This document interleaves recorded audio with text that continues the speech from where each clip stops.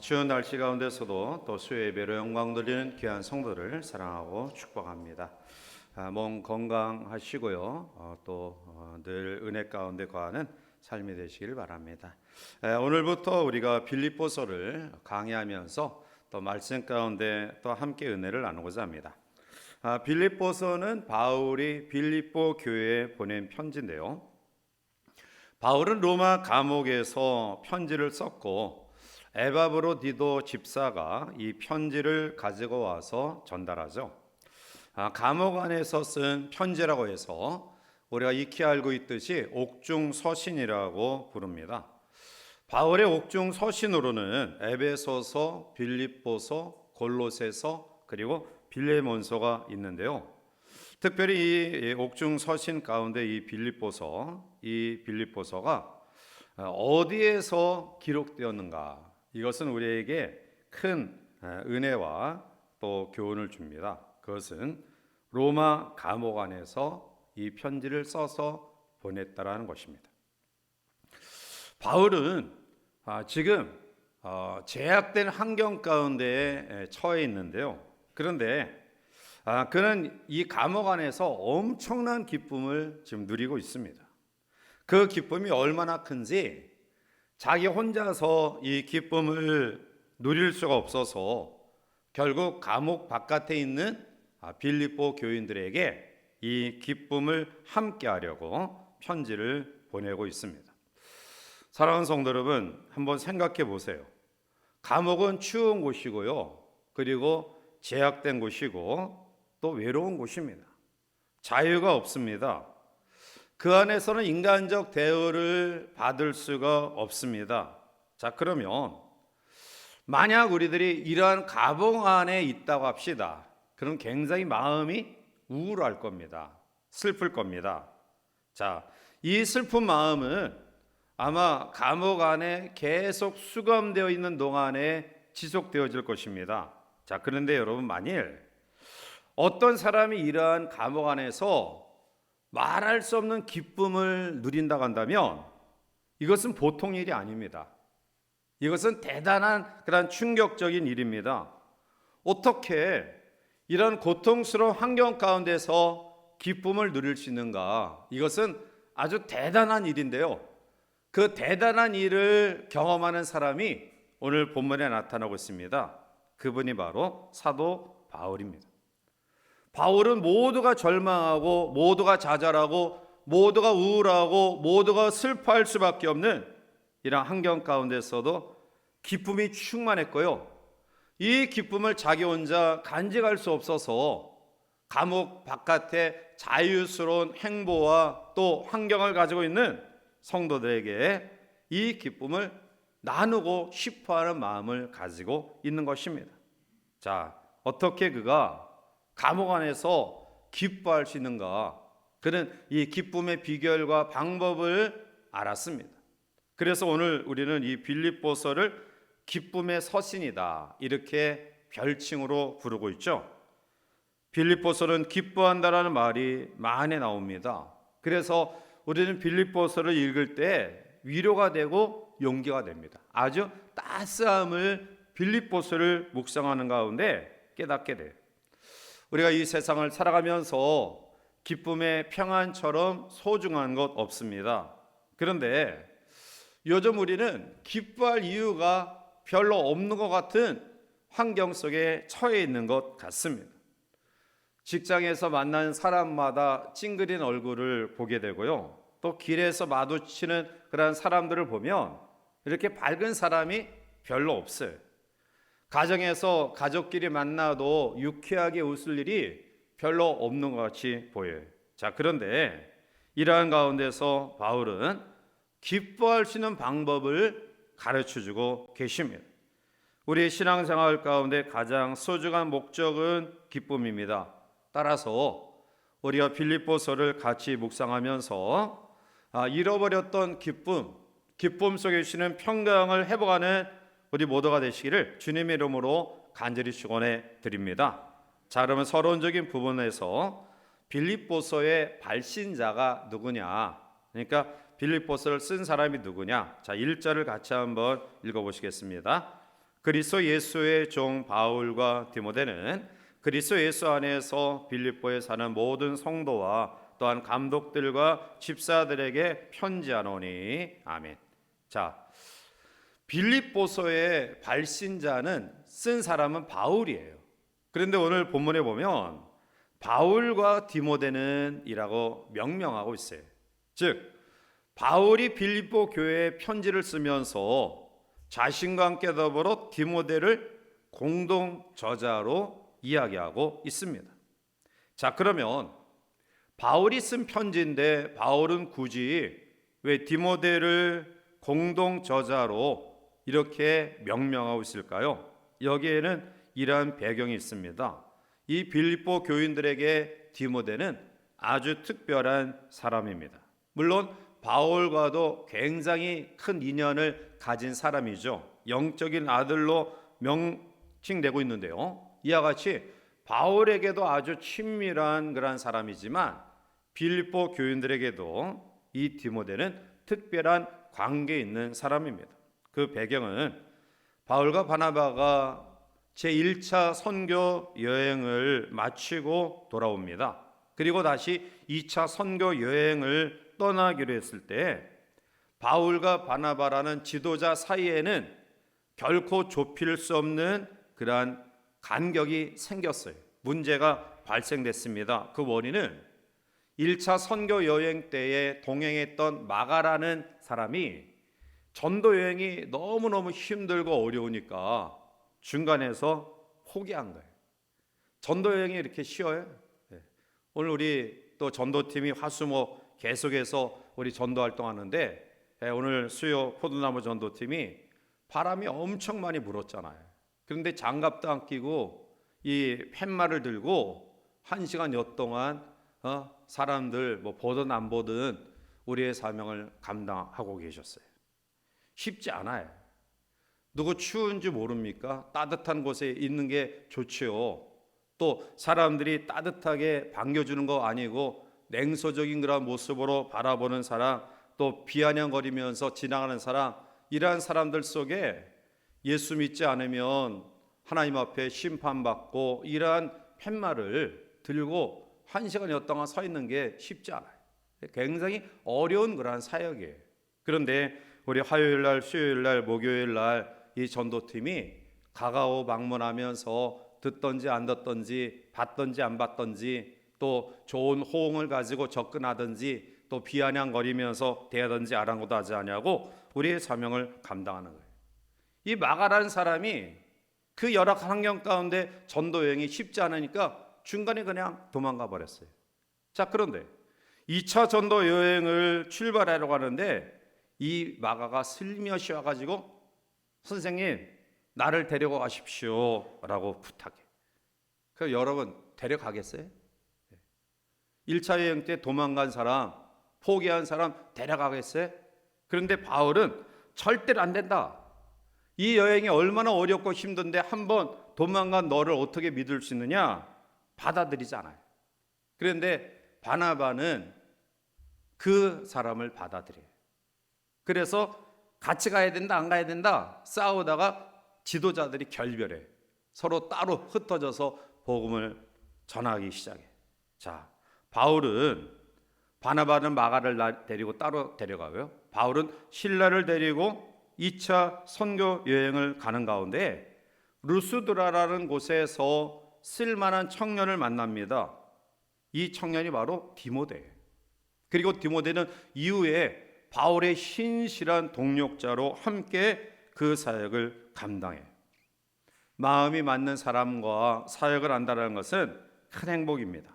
디모데전서 1장 2절에서 바울은 이렇게 이야기합니다. 믿음 안에서 참 아들 된 디모데에게 편지하노니 하나님 아버지와 그리스도 예수 우리 주께로부터 은혜와 긍휼과 평강이 내게 있을지어다. 참 아들 된 디모데라고 이야기할 정도로 아마 손꼽을 정도로 아주 절실한 동력자로 세워지는데, 그런데 바울 일행이 하나님의 복음을 계속해서 전하는 가운데에 디모데는 이 빌립보 지역에 교회를 세우고 그리고 그곳에서 사역을 할 때에 이 성도들에게 많은 사랑을 받았어요.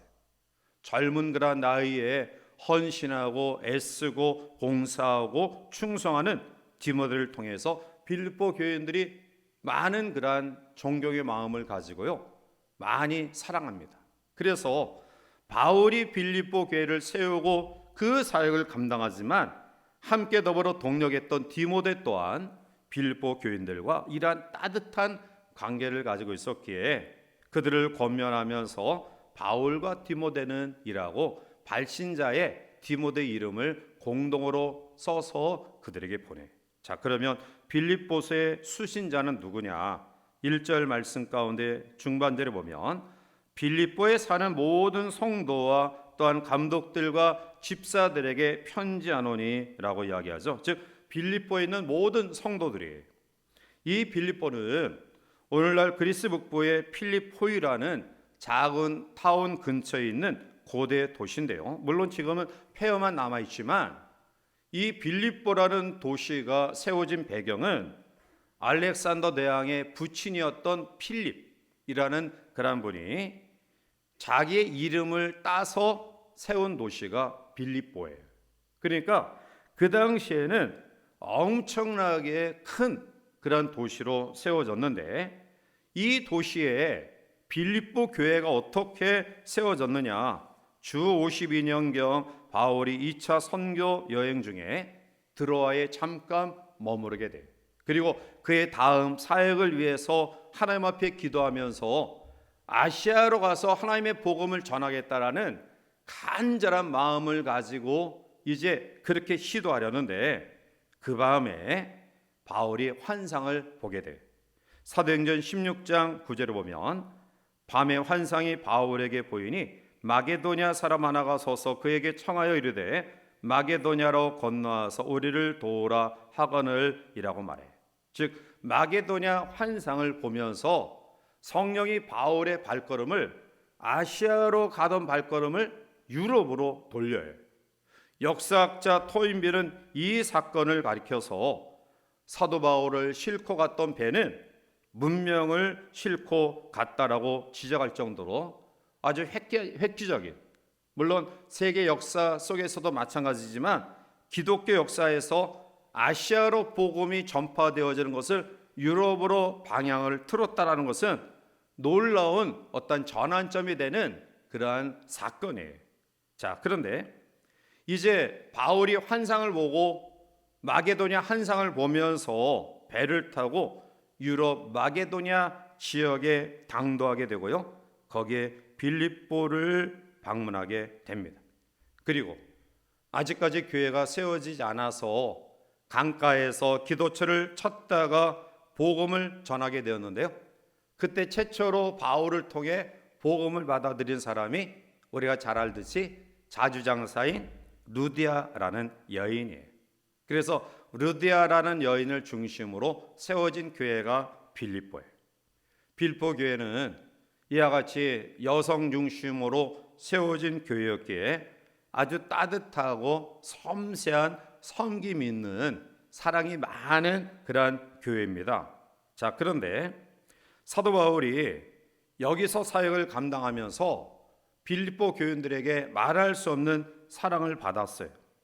자, 그래서 로마 감옥에 갇혀 있는 동안에 여러 사람들이 생각나는 가운데 자기에게 끊임없는 사랑을 주었던 빌립보 교인들이 새록새록 생각나게 되는 거예요. 그러면서 함께했던 아름다운 추억을 되새기면서 그의 마음속에 기쁨이 넘쳐 흘렀던 거예요. 그래서 그 기쁨을 빌립보 교인들에게 보냈던 거죠.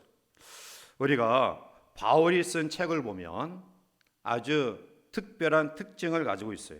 즉 로마서, 갈라디아서, 이것은 교리를 통한 믿음을 전하고 양육하는 교리서예요.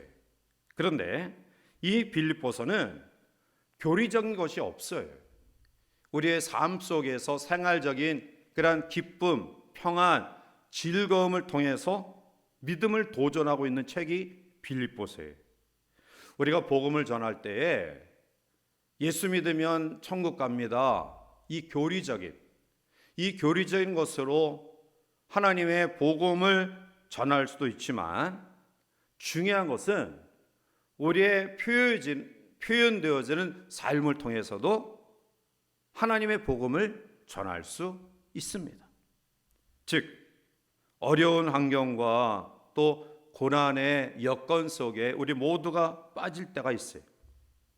그런데 믿음을 가진 사람이 미소를 잃지 아니하고 그 마음속에 기쁨을 잃지 않는다고 한다면 사람들이 교회 다니는 성도들의 삶에 대해서 관심을 가지게 돼요. 똑같이 어려움을 경험하는데, 똑같이 지금 힘든데 저들은 왜 미소를 잃지 아니하고 기뻐하는 모습을 보일까? 결국 그 속에서 복음이 아름답게 전파되어지는 계기가 될 수 있다라는 거예요. 어떤 사람은 하나님 앞에 복음을 아주 체계적으로 논리정연하게 전하지 못해요.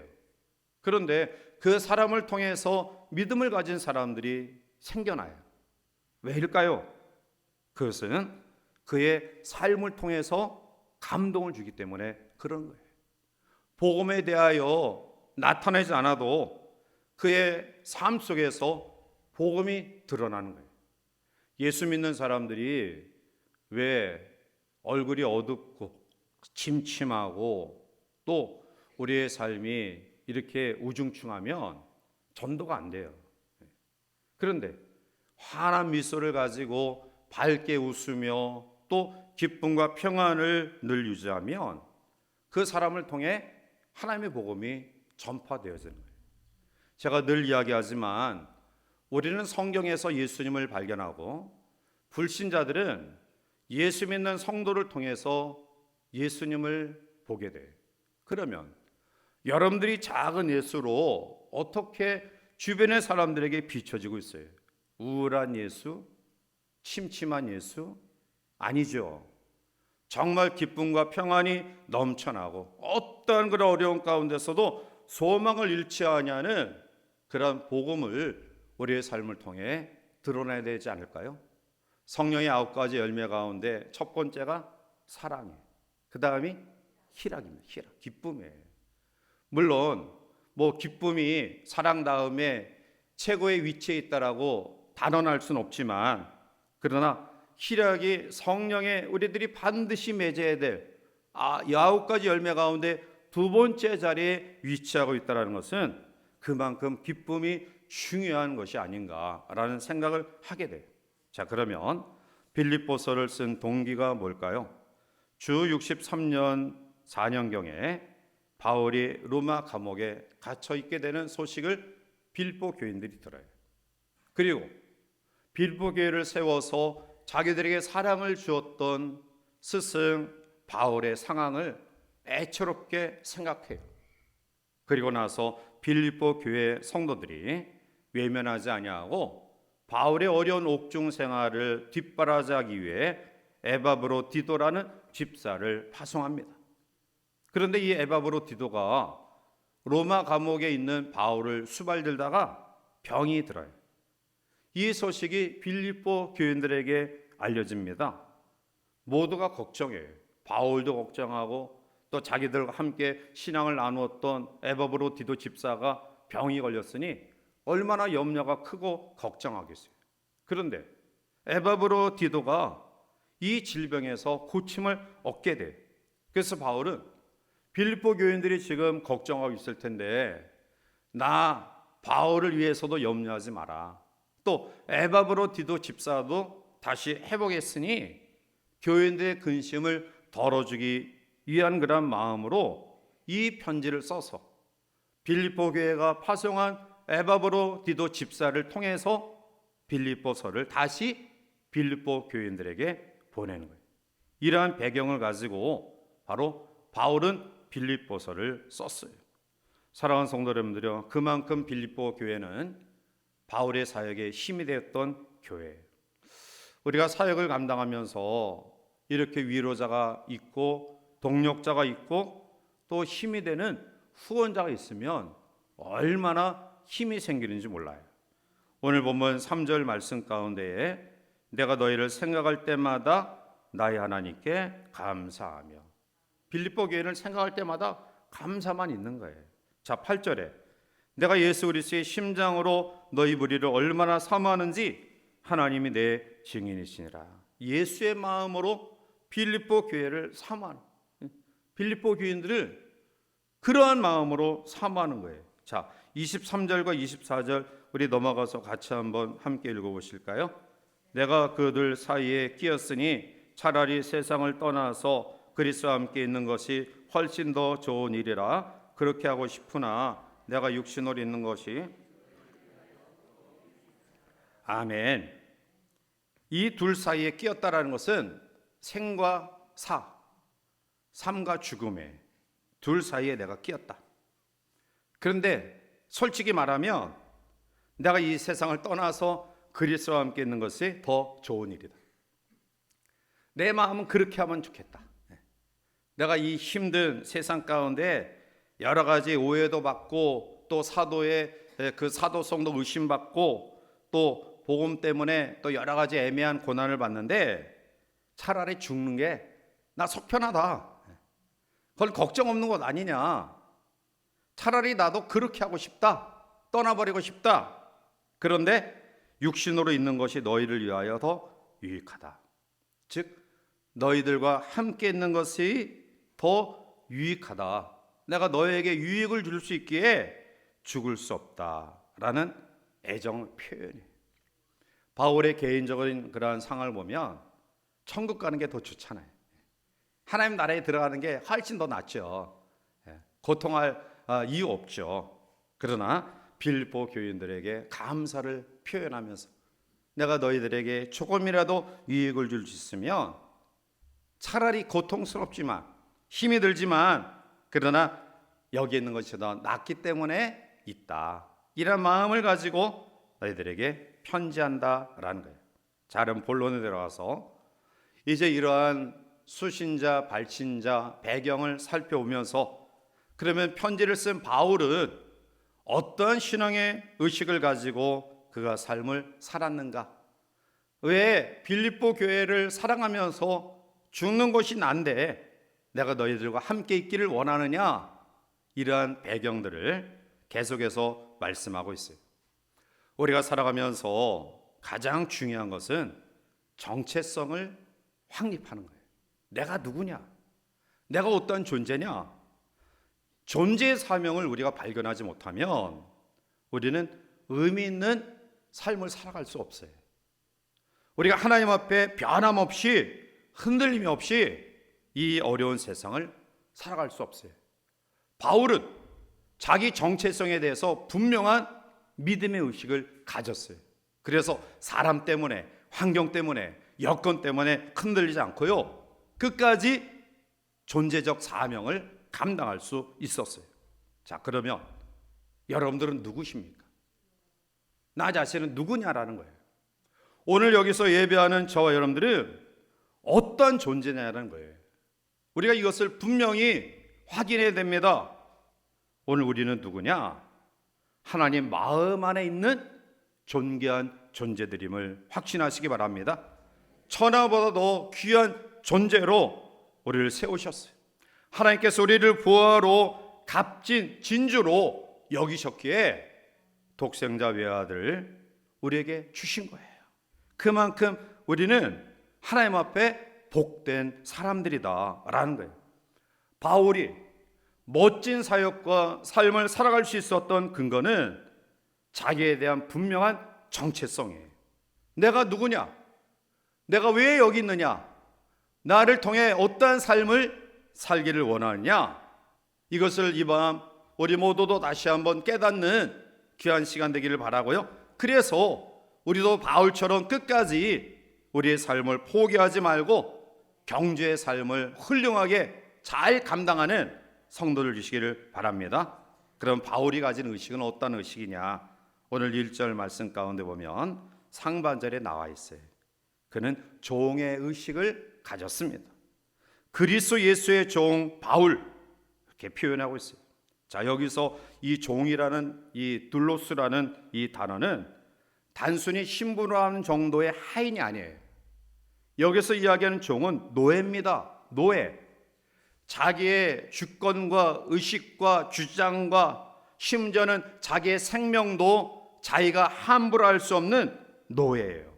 자, 그런데 바울이 누구의 노예냐라는 거예요. 그리스도 예수의 노예다라는, 그리스도 예수의 노예다. 바울과 함께 수감된 사람들 가운데 아마 파렴치한 죄인들로 있었을 거예요. 엄청난 죄를 저지르고 들어온 사람도 있었을 거예요. 물론 모두 다 죄수로 취급받지만, 그러나 바울의 자상은 그들과 달라요. 그들은 죄를 져서 그러한 상황 가운데 얽매여 있지만, 바울은 스스로 그리스도 예수의 종이다라는 고백이에요. 내 인생의 주인이 내가 아니다. 내 인생의 주인은 예수 그리스도이시다. 그 뜻에 절대적으로 순종하고 복종하는 사람이다, 이라는 의식이에요. 여러분, 우리가 종의 의식을 가지면 섭섭할 일 없고요, 낙심될 일 없어요. 항상 주인의 그런 마음을 가지니까 섭섭하기도 하고 또 주변의 사람들에 대해서 속상해. 그런데 내가 그리스도 예수의 종이다라는 마음을 가지면 뭐 섭섭할 거 뭐 있어요. 내 뜻 없는데요, 내 주장 없는데요, 내 생명도 내 것 아닌데요, 하나님의 것인데요, 하나님이 주인이신데요, 뭐 그렇게 여러분 상처받고 자존심 손상당했다고 그것 때문에 모든 것들 다 포기할 정도로 그렇게 괴로워할 이유 없어요. 누구 미워할 이유 없어요. 바로 주님이 그러한 삶을 살았고요, 바울도 그러한 삶을 살았어요. 바울이 마지막까지 흔들림이 없이 그 숱한 상처와 아픔과 힘든 가운데서도 꿋꿋이 사명을 감당할 수 있었던 이유는 나는 예수의 종이다, 나의 주인은 예수 그리스도다, 그분이 원하시면 고난의 길도 가겠다, 그분이 원하시면 오해도 받겠다, 그분이 원하시면 아픔도 내가 가지고 하나님의 복음을 전하겠다, 모든 것들을 수용하고 감사하는 마음으로 사역을 감당할 수 있었습니다. 두 번째로 바울을 바울되게 한 믿음의 의식은 철저하게 사명 의식이에요. 자, 오늘 1절 중반절에 그리스도 예수 안에서라고 표현하고 있어요. In Christ. 이것은 바울의 신학과 신앙이에요. 예수 그리스도 안에서. 아주 바울이 즐겨 쓰던 표현입니다. 이 표현은 주님의 뜻을 이루겠다라는 사명자의 모습이에요. In Christ. 예수 안에서. 예수 안에 있다라는 것은 예수님과 일치된 삶을 살겠다라는 다짐이에요. 예수님의 생각, 예수님의 뜻, 예수님의 마음을 담고 살아가겠다라는 의지죠. 그러면 예수님의 최고의 목적, 예수님의 최고의 가치가 어디 있느냐? 영혼 구원이에요. 영혼 구원. 예수님은 교육 사업도 하시고요, 또 치유 사역도 하셨어요. 구제 사역도 하셨어요. 그러나 예수님의 궁극적인 목적은 구령 사업이에요. 영혼 구원하는 일이에요. 그래서 병도 고쳐주시고 또 경제적인 어려움 가운데 있는 사람들을 돕기도 하시고 여러 사람들 동원해서 위로도 해주셨어요. 궁극적인 이유는 내 믿음이 너를 구원하였다라는. 여러분, 우리에게 있어서 가장 중요한 사명이 뭔가요? 그것은 복음을 전파하는 사명이에요. 이것은 선택 과목이 아니라 필수 과목이에요. 대학에서 아무리 성적이 뛰어나다 할지라도 필수 과목 하나 이수하지 못해서 졸업 못합니다. 마찬가지예요. 우리가 하나님 앞에 복음으로 헌신하고 봉사하고 충성하는데 모든 것 다 잘하는데 필수 과목 영혼 구원하는 일, 이것을 게을리하지 한다고 한다면 우리는 하나님 앞에 낙제예요. 과락이에요. 졸업 못합니다. 사도 바울이 그리스도 예수 안에 있다라는 의식은 예수님과 철저히 하나 되겠다. 예수님의 생각, 예수님의 마음, 예수님의 그 뜻을 내가 본받아 살아가겠다라는. 여러분, 이리 봐도 저리 봐도 희망이 없는 시대를 살아가고 있어요. 그런데 기독교 역사를 보면 오히려 평안할 때 하나님의 복음이 전파되어지기보다는 어렵고 힘들 때 하나님의 생명의 복음이 더 빛을 발해요. 오히려 시대가 어려울수록 하나님의 빛은 더욱더 어둠을 밝게 비출 수 있는 그러한 발광체로서의 역할을 감당할 수 있다라는 거예요. 이러한 속에서 성도들조차도 내가 어떻게 살아야 되느냐라는 사명의식이 없으면 똑같이 어둠에 묻히는 거예요. 누가 이 시대를 밝힐 수 있을까요? 허우적거리면서 우리가 동일하게 그들과 함께 파묻혀 있다고 한다면 이 시대를 밝힐 수 없다. 그리스도 예수 안에서 예수님이 결코 포기할 수 없었던 그 열정, 사도 바울이 결코 놓을 수 없었던 그 목적, 이것을 우리들이 인식하고 사명자의 삶을 살아갈 때에 하나님의 복음의 밝은 광명의 빛이 이 땅을 비출 수 있음을 믿습니다. 우리 마음속에 나는 예수님의 종이다, 내 주권 없다, 예수님의 절대적인 명령에 순종하는 종이다, 나는 예수님과 같이 가장 귀한 나의 삶의 목적을 영혼 구원하는 데 두겠다, 이라는 의식을 가지고 살아가는 우리 모두가 되시기를 바랍니다. 일할 때 활력이 넘치고 변함이 없는 기쁨의 소유자가 될 수 있는 것입니다. 이제 서론의 결론적인 부분을 2절 말씀 속에 바울의 축복 내용을 통해 한번 살펴봅니다. 자, 2절 넘어가서 함께 보겠습니다. 하나님 우리 아버지와 은혜와 평강이 너에게 있을지어다. 아멘. 사도 바울의 이 저서들을 보면 공통적인 특징이 뭐냐? 바울은 항상 축복으로 시작해서 축복으로 마쳐요. 예수님도 마찬가지예요. 예수님도 사람을 대할 때 예수님 마음에 다 뭐 올바른 사람 어디 있겠어요? 그런데 예수님은 항상 사람을 대하면서 그 사람의 변화의 과정 속에 오면 좋은 점을 먼저 보셔요. 그리고 이어서 책망의 말씀을 주셔요. 오늘 바울도 마찬가지죠. 그의 서신을 축도로 시작해요. 그리고 마지막 축도로 마쳐요. 이것은 아주 중요한 패턴이에요. 바울은 사람의 마음을 풀어가는 데 있어서 가장 중요한 것이 그의 마음을 열게 하는 그러한 것이 뭐냐? 그것은 축복이다. 축복이다. 여러분, 우리도 마찬가지 아닌가요? 우리 주변의 사람들을 대할 때 항상 긍정적으로 또 기쁨의 모습을 가지고 또 평안을 빌면서 동일한 어려움을 경험하지만 잘 될 거야, 하나님 앞에 인내하고 기도하면 하나님이 역사할 거야, 이렇게 격려하고 위로하면 사실 용기가 돼. 그런데 내가 판단해 보니까 너 다시 이 상황에서 벗어날 수 없어, 그냥 아예 포기해버려. 그런 마음의 상처가 되는 거예요. 내가 당면한 문제보다 그 말이 더 가시가 돼서 우리를 찔러요. 사랑하는 성도 여러분들이요, 아무리 하나님의 말씀을 잘 우리가 나눈다고 해도 받아들여지는 사람의 마음이 준비되어 있지 않으면 그것은 아무런 소용이 없어요. 따라서 마음의 문을 여는 그러한 비결은 먼저 축복과 평안을 빌어주시길 바랍니다. 좀 마음이 안 맞더라도 잘 될 겁니다. 하나님께서 당신을 사랑하시기 때문에 이러한 상황을 극복해 나갈 수 있도록 역사하실 것입니다. 결코 포기하지 말고 인내하고 또 살아가십시오. 축복은 물론 강단에서 하나님의 종들에게 주신 고유한 권한이에요.